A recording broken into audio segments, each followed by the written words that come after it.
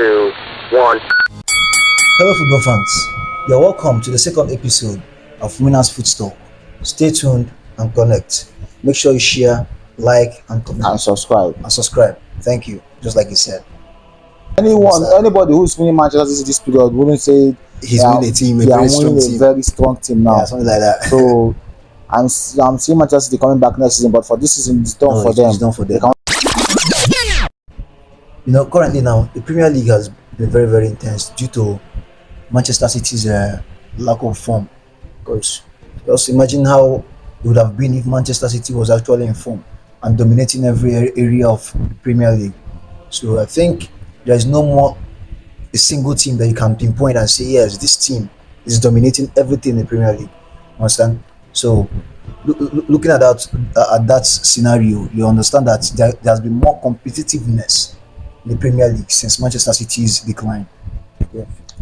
I don't think there's that competition like you claimed, because Liverpool, to me, are already running away with the league. Liverpool, I They can have see. a match, they have an outstanding match, and which for me is a sure win. Though nothing is Certain in football. Yeah. So, but to me, they are going to win the game, and it's against Everton.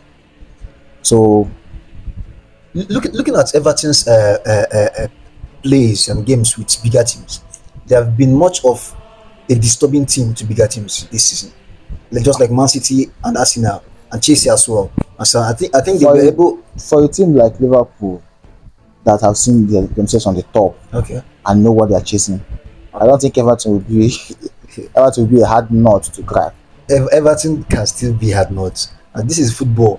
Okay, Actually, they Liverpool can. dropped points versus Nottingham Forest. You know that. Nottingham Forest has been a thorn in the flesh to every big team this season. Everton can still pose that rate as well. Even if Liverpool should get a draw against Everton, Okay. it wouldn't stop them from winning the league. They are already 6 points ahead of us now. 6 points ahead of Arsenal. Yes, and they have 23 matches. Arsenal have played 24. They still have an outstanding match. They have an outstanding match. Even if they get 1 point, 1 point, that's 7 points ahead. Wow, that's a very, very huge margin. That's a very, very huge margin. And the Arsenal we know, like we all know, they will definitely lose some matches again or draw some matches because they are not in form. Just ignore the fact that they had it versus Manchester City last Manchester night. we know has been on a decline. So anybody who's winning Manchester City this period wouldn't say he's winning a team, a very strong team now. Yeah, something like that. So I'm seeing Manchester City coming back next season, but for this season it's done for them. It's done for them. They can only fight for the top 4. Yeah, they can only fight for the top 4. Yeah. I think that Pep Guardiola has also accepted his fate in that act. Understand? I'm talking about the top 4. That would be where I see more competitiveness, more competition. Okay. Because Nottingham Forest, I don't see them, even though they lost to Bournemouth 5-0 last week, and they won Brighton 7-0. So they will still lose some and draw some, but I don't see them leaving that top 4. Leicester did it and won the league, but I don't see Nottingham Forest dropping down to 5th or 6th. So already the Man U out of the top 4. We're not talking about them. Let's talk about Chelsea, Manchester City, Nottingham Forest, Man U, Newcastle. As Liverpool and Arsenal are already sure of the first and second position. So Newcastle, as you mentioned, they have been inconsistent. Manchester City has been inconsistent. Same with Chelsea. Chelsea as well, yeah. But we are not going to rule them Newcastle out because they are inconsistent. But even though I don't see Newcastle making the top 4, they have the stronger possibility of making the top 4 than Manchester City. Newcastle United, I don't think so. I think Manchester City are better. For my own opinion, I think Newcastle would have an upper hand versus Manchester City because they have a more stable team. A more stable defense than Manchester City. Looking at the fact that Manchester City recently have been making so many defensive errors, I think if there is a tie, if there is a match between Newcastle and the Manchester City recently, I think Newcastle will have an upper hand versus Manchester City. I don't think so. Manchester City defense has been a whack this season. Yeah. has been whacked this season, but saying that Newcastle United have an upper hand to make top four ahead of Manchester City is a lie. Manchester City will still be in that top four by the end of the season. I don't see Pep Guardiola going down No. to Pep has anything lost less it. than four. Pep have really lost it. He can still go down. What do you mean by Pep has lost it? He has lost it because I don't think You looking mean at he has lost he, his he tactics, ideas, or what? not his tactics, but I think he has lost that faith he has in his team. He hasn't. He It's just that has. the boys have lost the faith No, they had he in has. themselves. He has. He Pep has. hasn't lost No, the faith he he has. has in him. Okay. If you watch Imagine. Pep's game, he has been trying different tactics his previous matches, Okay. and some matches it worked and some it doesn't work. So against Arsenal is I think he has a share of the blame, even Yeah, though he the has defense they were making so many errors at the back. That Manchester City game. That Manchester City game was very very poor They were from making so Manchester City. so many errors from the back, but I see them correcting it against Real Madrid, and Do you think? Do you think so? if I think they can beat Real Madrid, Yeah. that's a tough one. But I don't think. that's a tough one. But I'm not ruling it out because I don't think Pep will just go out and open up his defense for Real Madrid to score goals. No. Yeah, I think They have been making mistakes in the back, but that's something he needs to correct. Akanji hasn't been as good as he was last year. Same with even Vadio. I see him as more of an attacking player than the defense area. Okay. Vadio actually has been more consistent in goal scoring than defending this season because one, he has been lagging behind in his defensive role. Understand? So I think Real Madrid you have an upper hand versus Manchester City because despite the fact that Real Madrid didn't succeed versus Espanyol during the weekends, understand? I think they can still have that upper hand versus Man City because Man City has been porous. Understand? I can just see Man City have been porous this season. Understand? Espanyol was just lucky to have that dominance. They did not dominate Real Madrid. They were just lucky to get the 3 points. Madrid dominated the game. Espanyol came with a game plan, executed it, and left with 3 points. So they were not lucky. They came with a game plan. If maybe the game plan failed and Madrid getting getting 2 points, we will say that Madrid got it out of this that they're the bigger team and they have better players. Okay. But for Espanyol to come or with such game plan, low block and line up their defense, Exactly. they frustrated Real Madrid Big time. that match was very very funny. and got something out of it. Yeah. This is a team fighting for relegation. Yeah. So you don't expect them to go out there and let Real Madrid score them. If they were playing against a team of their level, they wouldn't be defending in such way. They will go out all out to score, and maybe they will be beaten. But when they know that they are playing against Real Madrid, they have to defend, and it worked for them. The idea of playing the low block worked. So Real Madrid going to Manchester City is a match that will be an open game. With the Manchester City's defense, I don't think. I'm not saying Madrid will Manchester win, City but will put that threat defensively, just like Espanyol put versus Real the Madrid. Espanyol played a total defensive game. Defensive So they game. did not just play with their normal 4 defenders. They played more than 4 defenders. So Man City will play 4 defenders. And Man City is not the coach that will go out to defend in the match. So he would rather lose 7-0 than defend. Defend game. No. So I see the attack of Mbappe, Vinicius, and Rodrigo. Yeah, they're very very threatening. I will see them causing harm to the unstable defense of Manchester City. And Exactly. I think Manchester City made a mistake in letting Kyle Walker leave. I think this so. January. Exactly. Because I And think playing Nunes is not performing at that right back. he has been flawed. He's helping them in attack, but his defensive Very area is been poor. He's not a Very poor. defender, so I don't blame him. Do you think if Manchester City play the Espanyol style versus Real Madrid in the Champions League, do you think they can get something out of it? Can you ever imagine Pep Guardiola playing such style? It's I just know, not I- something you even have to think about because Pep Guardiola will know. He might still put it He will into never do such consideration. thing. He will never put it in consideration. He has said it before that any day he will stop playing his style of football is better. That's the way he will retire from football. So Guardiola is a man with so much pride that he will not Exactly. go down to play a Jose Mourinho style. Exactly. That's just a Mourinho So style. you will not even imagine Pep playing such style. He will prefer to be beaten. But if I'm left to advise Pep Guardiola, I would give him the advice to still take after Espanyol, because Madrid with against that Manchester, this current Manchester City's defense that played against Arsenal yesterday, man, it's gonna be very very disastrous for Manchester City. Understand? Just imagine that Espanyol match yesterday. It was very very intense. Understand? And fueled by the fact that Espanyol was just trying to escape relegation. Understand? Espanyol and Alaves 17-18. Understand? Just 2 points difference. Understand? So the match was very very rough. And and given my take on that match, I think the referee was actually trying to be safe. Understand? Seeing how intense that match was in the early minutes.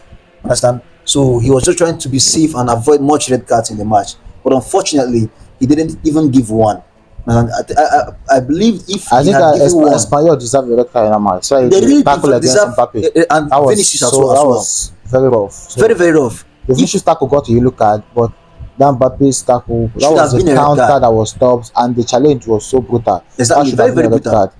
If you had given a red card earlier in the early minutes when he observed the intensity of that match, I think the match would have been more professional and safer. Understand? Without too much tackles and aggressive roughs. Understand? So I think referees should learn to hold on to their job and do their job. If it demands giving 5 red cards in a match, they should just do it so that the players will learn some lessons. Understand? I think that need to be done. Rodrigo's absence in Manchester City, and they are going in for Nicole Gonzalez, Gonzalez, yeah. the La Masia player that went to Porto. Porto, yeah. And we're seeing how good he has been performing at Porto. And for Pep Guardiola to notice him, he's really good. And he can be a good replacement for Rodri. So, what do you think about the guy? Well, Nico Gonzalez has been an amazing player right from his times in La Masia. And when he got his promotion, I think he played alongside Lionel Messi. And he was a key player at Barcelona that time, because that was when Barcelona was still in a state of refurbishment. So many players left. We had to reside and believe in our La Masias, and we had so many promotions in that period. Nico Gonzalez was one of them, and he was a key player then. When he scored, I think 2 goals. He gave two goals and 2 assists at Barcelona. That isn't a much impressive goal and assist. Understand? But He didn't play much at Barcelona, so you don't have to judge him with yeah, what happened at I think Barcelona. so. But So the he few was just a boy coming out from La Masia and had people like Busquets still in the midfield. yeah, yeah. You don't have to judge him. The Manchester City are not ready to meet his £50 million release clause. So and I think today is the Pep will get him. transfer deadline. So I think both of them are use it to frustrate their interest in the boy. Exactly. They want them to pay the £50 million, which Manchester City are not ready to pay. So did you see him arriving at City? I think Manchester City will break that deadlock of the You think 50 they will pay million. the £50 million Yeah, they can. They will, because they because really look, need him. they really need him. And after what happened yesterday versus Arsenal, they would really want him at the club. After what happened yesterday, that was a pure humiliation. If I'm to say, that is a pure humiliation from Arsenal yesterday. They really did Manchester City dirty. Let's talk about Marcus Rashford to Aston Villa, Wow, the loan deal. wow, I think wow. that's very good for Rashford, seeing that he has not been getting minutes under Ruben Amorim. Now we all don't know what's happened or what broke the relationship with the coach. Okay. So I think it's best for him as he left Manchester United. Is where he will get minutes at Aston Villa. And the coach has made it clear that he's not ready to play a player who is not ready to play for the club. We don't Exactly. know how Rashford is not ready to play. Was not ready to play for Manchester United. Rashford I know has carried Manchester United For a long time. That's his boyhood club from 11 years till now. So a coach coming to say that Rashford wasn't ready to play for the club. I don't know why and what's happened. From my own point of view and how Rashford has been performing recently, and I think the coach might be a little bit right, because even before the arrival of their current gaffer Ruben Amorim, so Rashford has been on a state of Decline. decline. Understand? He has been going down and down and down. Understand? And Eric Ten Hag foresaw that. Understand? He foresaw that. So Rashford himself, I think he has already left Manchester United in his heart even before the transfer happened. Understand? I think he has left Manchester. He's a good player.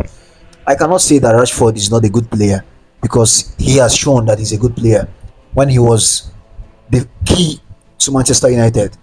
Understand? So I think he has left Manchester United before the transfer happened. And primarily he wanted to come to Barcelona. There was a saga then when the transfer had it that he wanted to come to Barcelona. He shut all doors. I think he would have loved to, but Barca didn't pull through because Barca has been in financial. Yeah, yeah, yeah. The John Laporta primarily said that in his current press interview. Understand? He said that the Rashford deal couldn't pull through because of the 1v1 rule, the financial fair play.